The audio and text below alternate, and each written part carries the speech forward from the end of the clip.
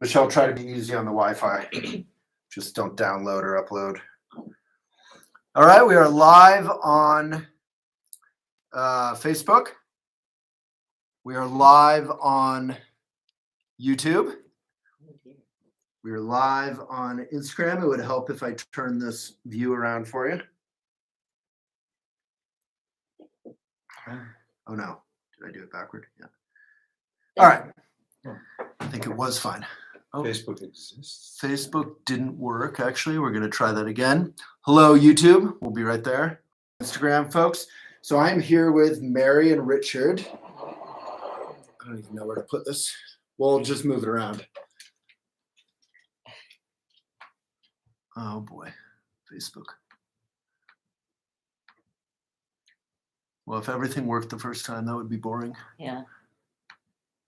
You're pretty calm with the cyber stress. When I'm the AV guy, it's much more anxiety. You just get used to things like never work. And YouTube, hello, not an insult, but YouTube is our deadest platform right now. So if you are on YouTube, please comment, say hello. Hey, aloha, surf girls. If you're on Instagram, maybe just say hi and say where in the world you are from. We're about to talk with two of our dear friends, Richard Freeman and Mary Taylor, about the Bhagavad Gita. And I'm just trying to go live on Facebook still. And it's already, I think. Please add a live description. And hey, okay, we got Lebanon, Indiana, Dallas, Delaware. Someone's being very kind and complimenting us.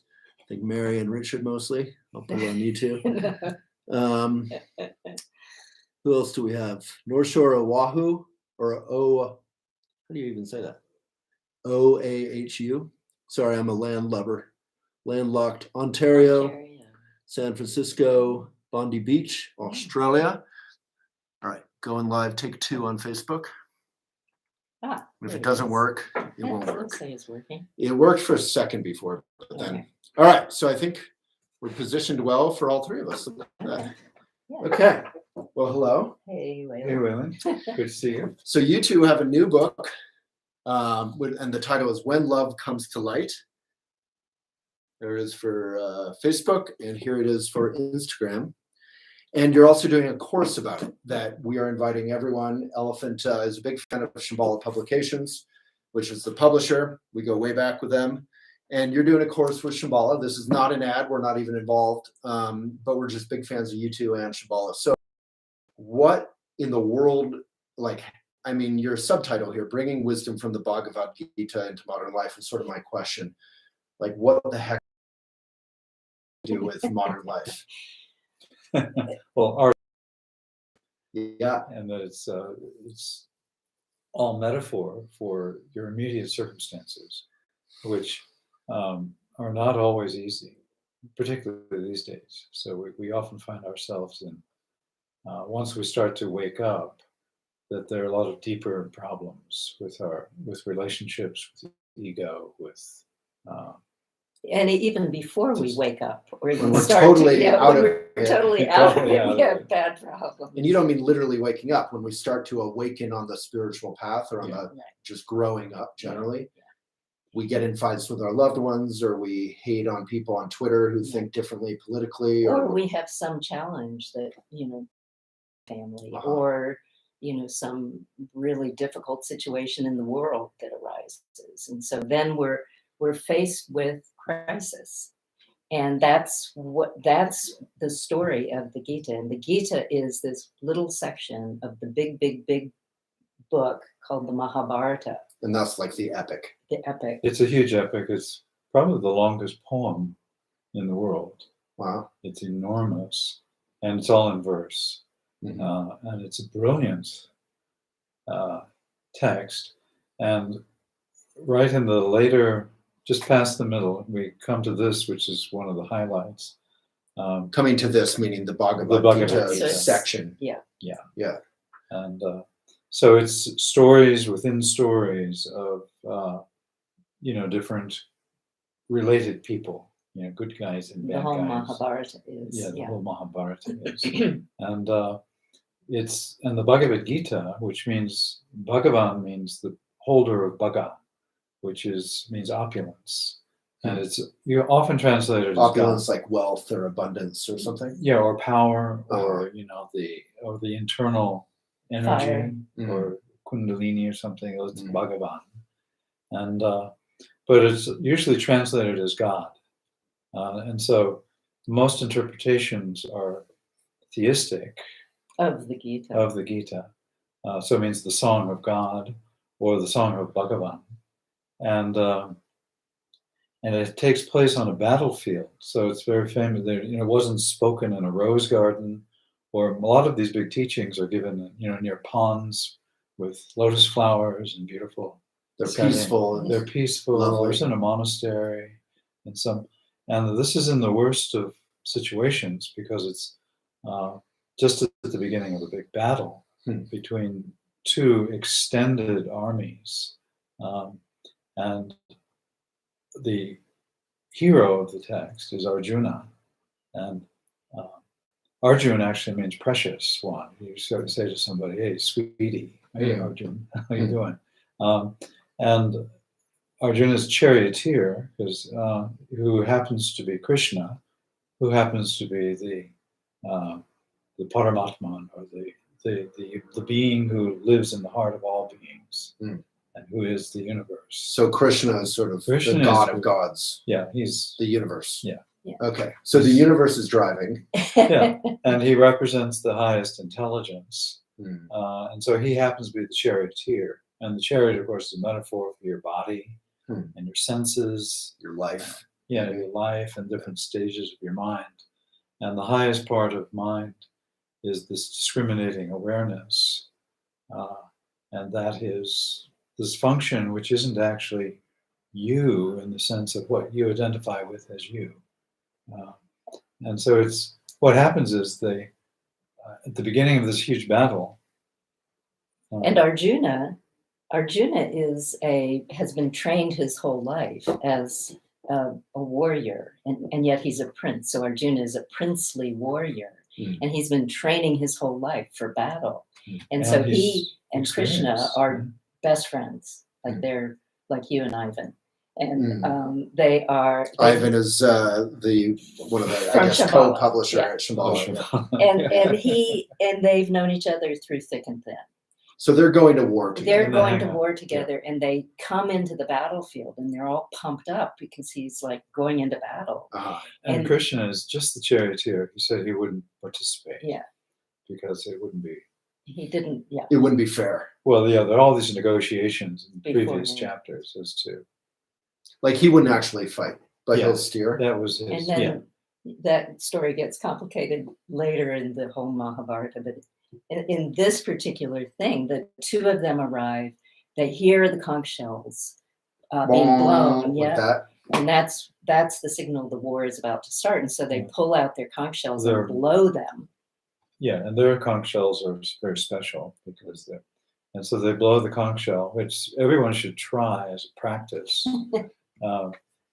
assuming that your neighbors are not sleeping. Yeah, right. Unless you really want to have a battle.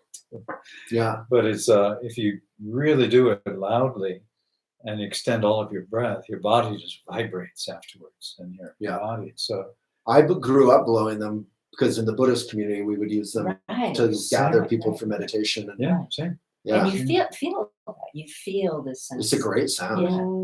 Yeah. Yeah. Yeah. And the trick of the art is to extend it. I was Here's- never. Here's that a good. here's a 2-minute. Yeah. conch shell. Some people were really good at it. I was bottom of the Yeah, class. but you got a taste. Yeah, So- for sure. For sure. So anyway, they pulled out they blew them, and then Arjuna, he asks his friend, pull the chariot up the middle path. He actually uses the term between the two armies. And of course, if you're a Buddhist, the word middle path already is making you You're like, between the two armies. And so they arrived between the two armies, and Arjuna saw he saw the two opposing sides as one family which they were literally. So, and he saw on both sides, he had different gurus and teachers and close friends, and on both sides. And of course, the situation was difficult because his Duryodhan, who was his Uncle. was it his Yeah. uncle? No, Wasn't it? no. Oh, It's his nephew, Duryodhan. yeah. Okay, he is a bad guy. He's actually a psychopathic narcissist, Uh-huh. not unlike many politicians. Right. And One in particular. and he, yeah, and Yeah. and who had a history throughout the earlier parts of actually extreme abuse of people, Mm. and including anyway, we won't go into Yeah. it, but Right. he's bad. And if So he, so there's a naughty and he had bad stolen, nephew. yeah, and he had stolen the kingdom from the good guys, who was Arjuna's older brother, was the rightful king. And anyway, it was very complex. And Arjuna he saw, if they fight, then all these people are going to die. And he said, what's the point? If my friends are going to die, what's the point in winning a big kingdom? Right. Because Yeah, that's so beautiful, right. Yeah. And he asked Well, all you're these killing your own Yeah. friends and family, right? Or your own beliefs. Part of it was, not only this crisis of, the actual action that was going to happen, but a crisis of conscience that he faced. And so he was pulled in different directions and just collapsed, which for him was Arjuna was. Yeah. Because if he fought, then definitely he'd be participating in the death of Right.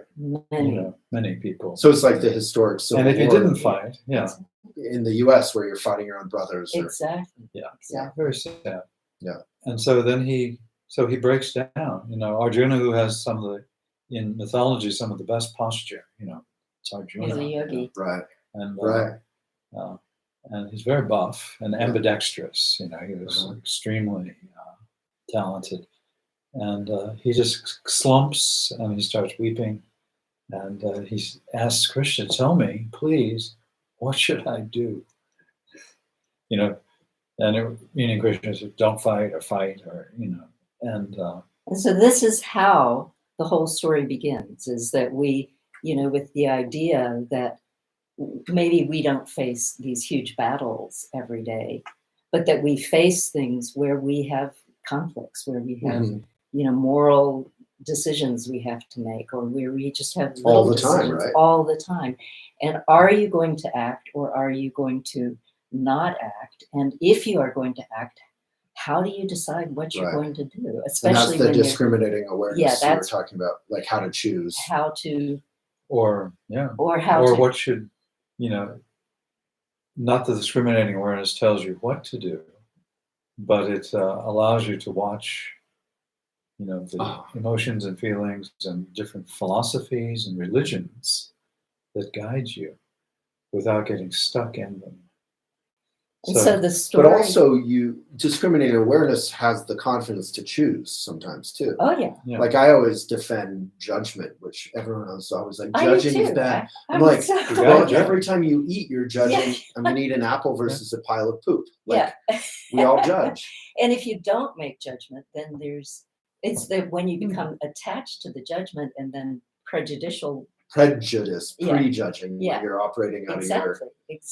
of your preconceptions. If you don't, it's a misuse of terms. And, one of the things that I've always said is that discriminating awareness has gotten a bad rap in our era because of the word discriminating.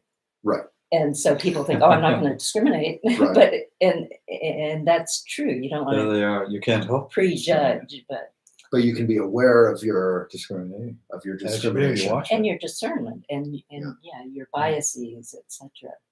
So Yeah, So I the- think some of the Me Too movement, which is the end result of this sort of fan culture, and too many of us, I mean, it's the end result of a lot of messed up culture, but it's too many of us kind of love celebrities or go along with anything.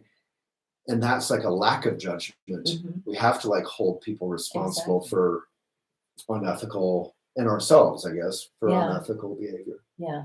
Yeah. And so hopefully it's that those things are, once you do a little bit of kind of discernment, then you start getting your feet on the ground, like you've blown the conch shell of your own awareness, Mhm. and you start to be able to say, okay, how do I figure out what is the best course of action to take? Right. And this is the story of the Gita. And so from there, where they have this, where he's collapsed and Krishna says, stand up and fight. And we'll talk But I about thought that. Krishna didn't want to fight. But yeah, so that's what everybody, Yeah, that's in the this is- first chapter, and everybody's like, oh God, this is a book about war. What does that have to do with yoga? Mhm. Right. And what does any of this have to do Any with of real this. life? Although you've touched on that. Yeah. Yeah. And so the first thing that Krishna does, Arjuna is like in this terrible situation. Because he's like, I can't fight. Yeah, my-" and then Krishna does something that many readers Krishna smiles, like he's like a sweet comedian or something. Hmm. And he says, "Oh, a wise person, you're talking about wisdom, but a wise person never grieves for the living or the dead." And he, it's like the teaching of impermanence. Mhm. He starts with, which doesn't answer Arjuna's problem. He talks about how the body changes from childhood to youth to old age, and then it dies. And he says, if you really understand things, it's not upsetting at all.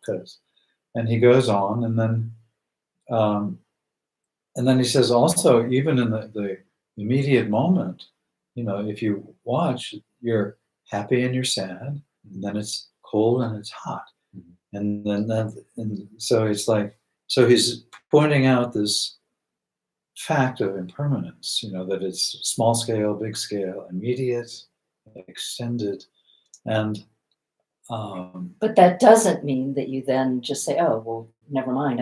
I can just Exactly. kill anybody and do anything. It's yeah, that you see It doesn't mean that. nihilism. It No. doesn't mean you don't No. care about anything. because and the you see it- conscience there is Arjuna.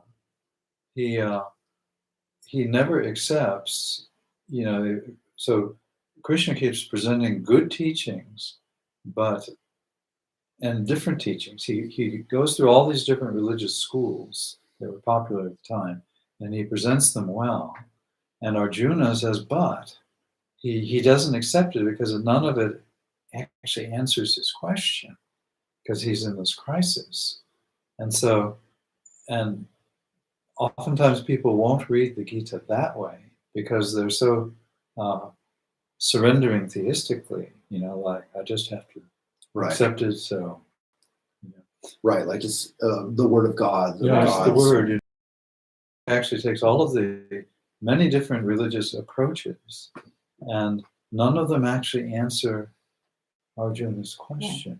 And Krishna is totally aware. He almost says things, and Arjuna will say, "But what about that?" And then Krishna will go on in these explanations, good explanations of a different approach, different. And Arjuna says, "But." So in a sense, what Krishna is doing is saying, you need to have all these different various perspectives, possibly even some practices like sacrifices and like understanding what sacrifice and ritual mean, and understanding what bhakti or love means beyond just your concept of it.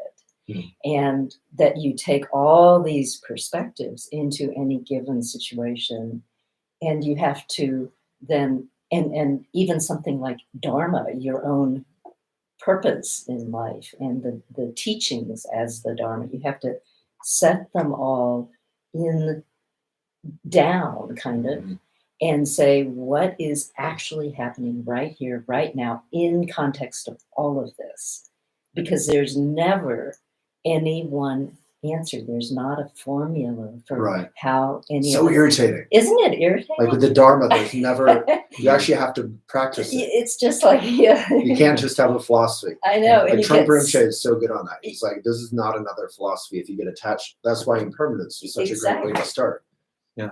And then what happens is he starts speaking about,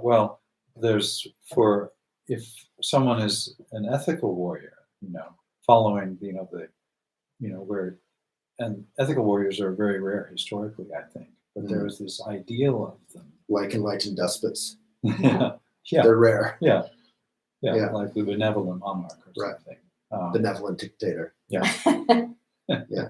Better than the, Better than the other kind. Yeah. Yeah. But, and so he says, what you're working on is this to cut through this need to get something out of the fight, like for your own wealth or fame or power, and to find this inner. So he says the real enemy is your own ignorance. The real enemy is lust and anger, greed. This is the enemy that you have to stand up and fight. And that's by the end of the second chapter. He said what we're actually talking about are two approaches. One is called Sankhya, which is a rather interesting early philosophical system that was not Vedic. Anyway, that's a whole other story. But so and then yoga, yeah. the teaching, the schools of yoga. And he says actually they're the same thing. But that's what we're talking about. The real fight. The real fight It's a home operation here. Is this challenge. And so Krishna actually, what he does is he systematically deconstructs all of he exposes and kind of deconstructs all of the misperceptions that people have about these different schools, in which people actually will stop looking and stop inquiring, stop practicing. And so it pulls you back and makes you look at the presuppositions of the schools, including, and this is what's a beautiful thing in the book is Krishna himself, he starts to say, well, actually me, because he's always talking about who am I, because we think, oh, Krishna's the big, powerful God on the huge throne. And Krishna says, no, I'm actually what is arising in the present moment. I'm the taste of water. I'm the smell of the earth. That's, and he starts saying, that's me, not the smell of earth comes from me through some causal chain of religious. That is me. That is me. Wow. And he very beautifully keeps coming down off of the pedestals, which are the mental systems or dharmas that are created, not only in Arjuna's mind, but also created in all minds. And so Krishna continuously, comes down off of the pedestal or comes up, because you can have a pedestal. You can put yourself on a low pedestal, or they're up and down. But coming into the present moment, into this direct experience of And so the angle that we really have worked with. And just to restate, most of our audience is on Instagram. I think YouTube, we're restarting, and Facebook, something's going on. But if people have questions on Instagram, please. And Mary and Richard here are offering a course on Shambhala Publications. We put the link in Facebook, but you can just search like Shambhala Publications, Richard Freeman, Online. Mary Taylor, Shambhala Online. Shambhala Online. Yeah.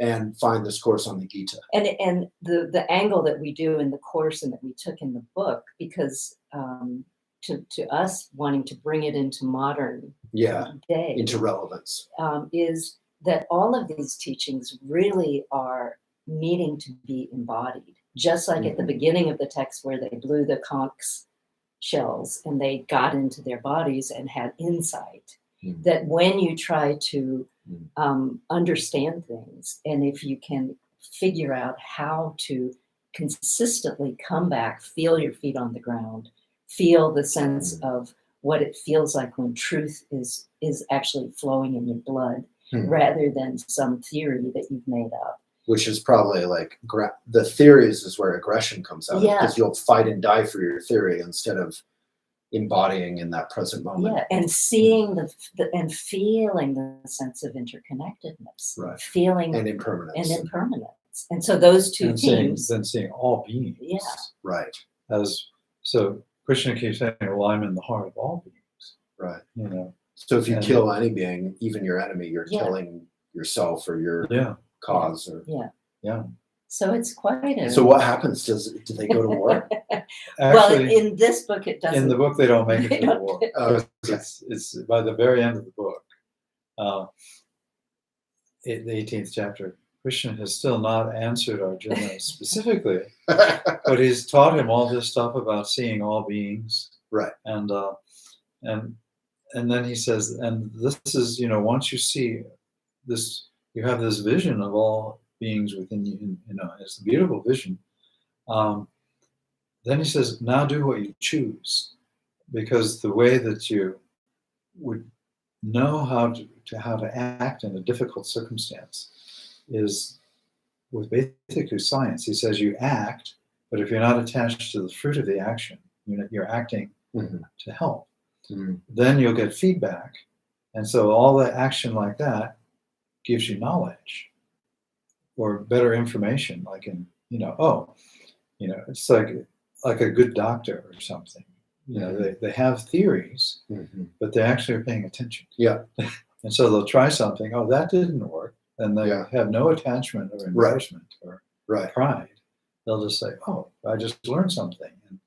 And so that's the way Arjuna has to learn to act without that attachment to his own, gaining something for himself, but acting out of compassion or service to even the environment. And then he'll start to learn. But if he doesn't act, he'll never learn anything. Or if he just follows, the dogma. I love this. I studied this many, many years ago now in school, and I was so bored by it. I thought it was so. I was like, why are we reading? Kind of like with the Bible. I'm sorry to be offensive, but like, why are we reading these weird myths? Yeah. But this feels like immediately relevant to actual life and practice, like spiritual practice. Not like you even have to make a connection. Like it in itself is relevant. Right, and your response to it is what many of us have. Right. That response, or the response where you take it as the Bible or whatever. Right. And The then theistic, solid approach. Yeah, and either of those approaches kind of, it's not going to serve you. And so once you get beyond that and start seeing, wow, these books like the Gita, like, the Iliad and the Odyssey and, the religious texts of the world were written to solve everyday problems of the time. And so they're still written we're still having the same kinds of problems. Well, because human nature because we're still these It monkeys. doesn't They're still here.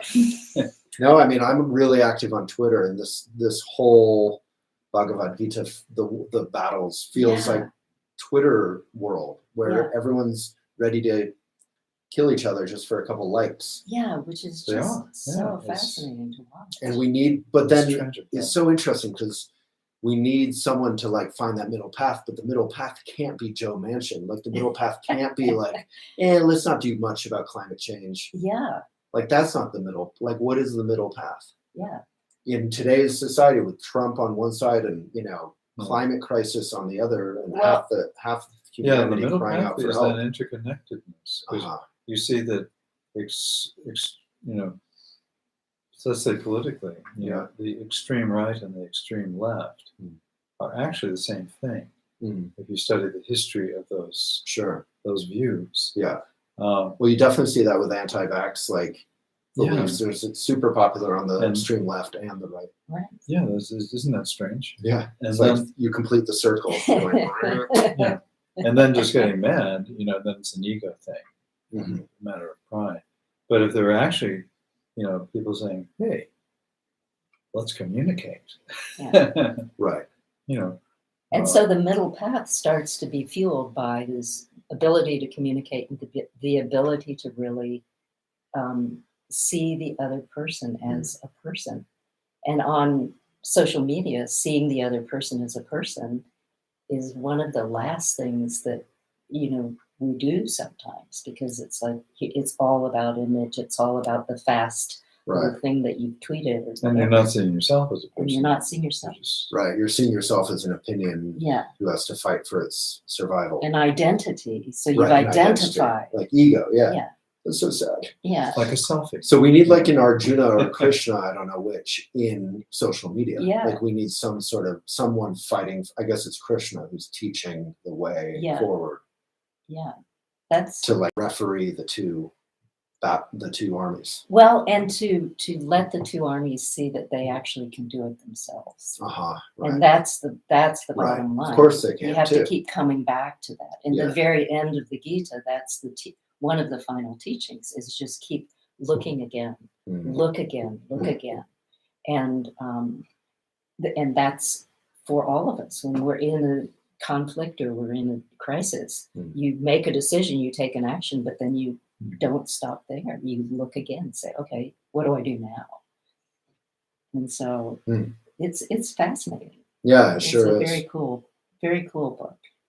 Yeah, it's super cool. So people can sign up to join you guys. There's 3 live sessions and a bunch of videos. Yeah, we have of chanting, teachings. we have teachings that are recorded, we have some embodiment exercises and 3 classes. And Cool. That's so cool we'd you're love doing to- this. Well, thank you. Yeah. And then it'll be like available forever. Yeah. In some way. You can sign up. Yeah. That's true. Yeah. I don't know about the live classes. No, Right. we'll be, But we should say Yeah. those. Yeah. they'll be safe. That's cool. Yeah. Yeah. well, they won't be live. Yeah. Yeah, they won't be live forever. You won't be doing that, like sitting around. Yeah.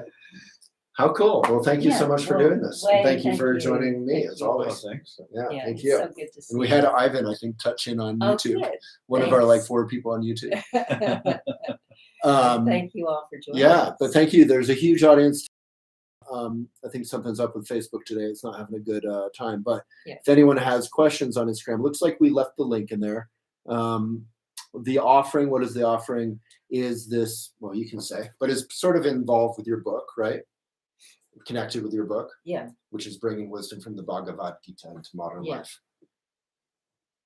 And then there's an online course. So thank you, everyone. I hate to hang up when so many people are on, but I think we're Thank good. you.